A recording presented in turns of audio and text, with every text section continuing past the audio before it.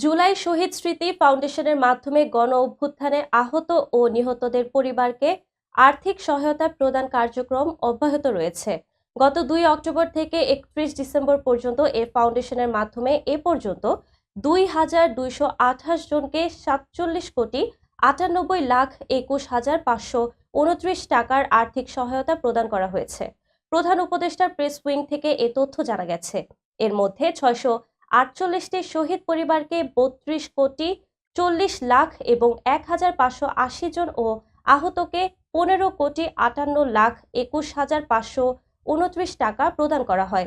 গত ১০ সেপ্টেম্বর ছাত্র জনতার অভ্যুত্থানকালে আহত ও নিহতদের পরিবারকে আর্থিক সহায়তা প্রদান সহ পাশে থাকার অঙ্গীকার নিয়ে গঠিত হয় জুলাই শহীদ স্মৃতি ফাউন্ডেশন। অন্তর্বর্তী সরকারের প্রধান উপদেষ্টা অধ্যাপক মোহাম্মদ ইউনুস এ ফাউন্ডেশনের সভাপতি। এছাড়া বৈষম্য বিরোধী ছাত্র আন্দোলনের নেতা সার্জিস আলম সাধারণ সম্পাদক এবং গণ অভ্যুত্থানে নিহত মীর মাহবুব রহমান মুগ্ধর ভাই মীর মাহবুবুর রহমান স্নিগ্ধ প্রধান নির্বাহী কর্মকর্তার দায়িত্ব পালন করছেন।